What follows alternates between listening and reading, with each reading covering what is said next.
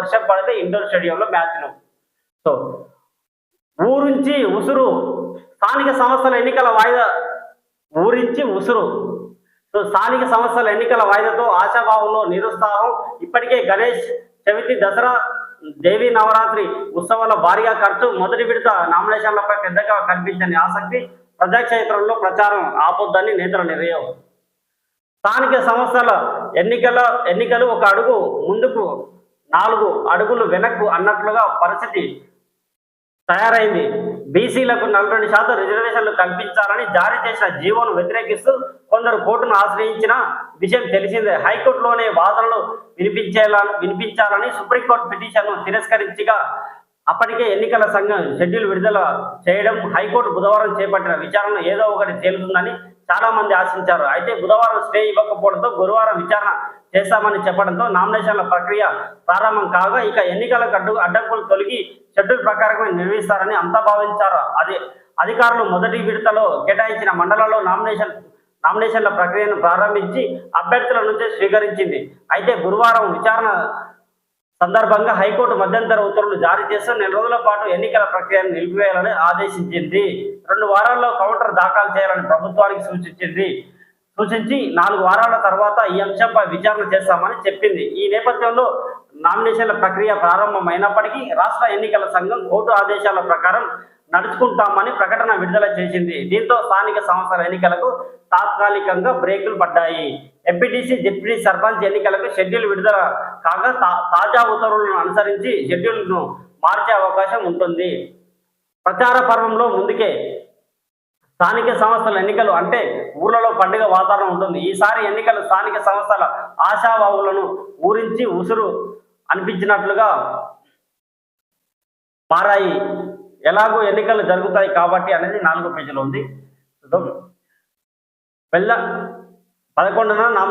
11 నామినేషన్లు మాత్రమే. షెడ్యూల్ ప్రకారం ఉమ్మడి పాలమూరు జిల్లాలో తొలి విడతలో 38 జెడ్పీటీసీ, 420 ఎంపీటీ స్థానాలకు ఎన్నికలు జరగాల్సి ఉంది.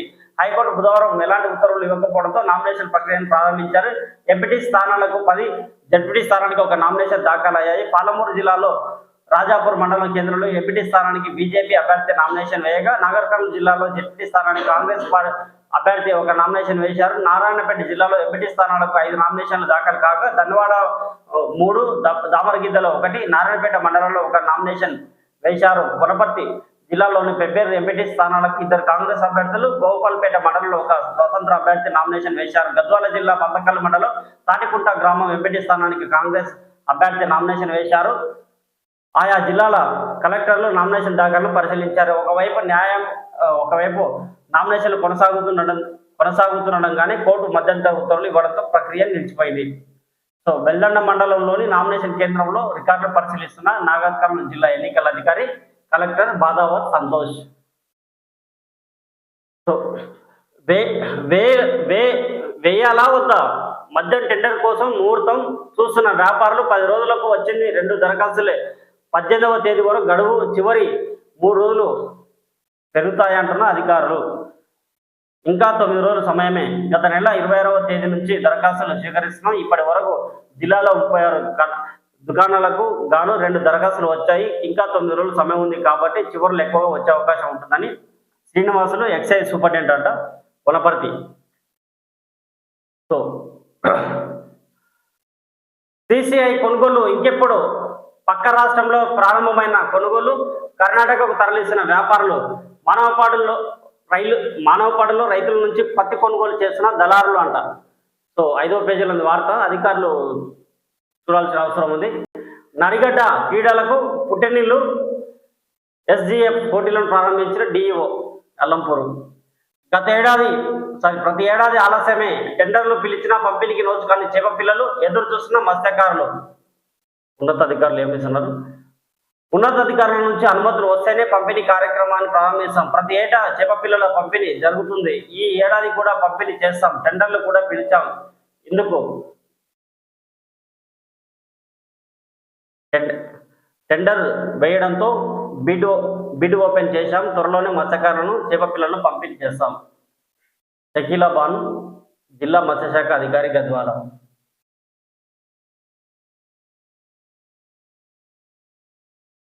షకీలా బాను టూగా రావడం లేదు అనేది ఇంకోటి వార్త ఇది చూస్తాం ఇందులోనే. శ్రీశైలం ప్రాజెక్టుకు తగ్గిన వరద,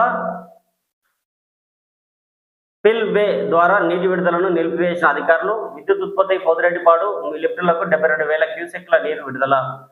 పుష్కర్ ఘాట్ వద్ద మాక్ డ్రిల్. అల్లంపూరు ఎన్నికల ప్రక్రియలో ఈవీఎంల భద్రత ముఖ్యం, కలెక్టర్ బాదావత్ సంతోష్ గారు.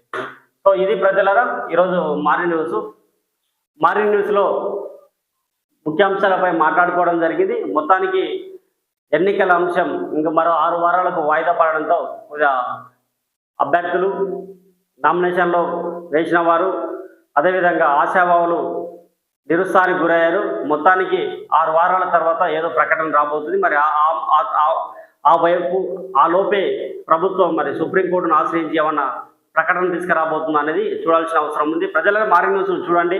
మీకు నచ్చితే లైక్ చేయండి, షేర్ చేయండి. మన ఛానల్ జేఆర్ న్యూస్ గ్రూప్ మీడియాను సబ్స్క్రైబ్ చేసుకోవాలని కోరుతూ అందరికీ ధన్యవాదాలు.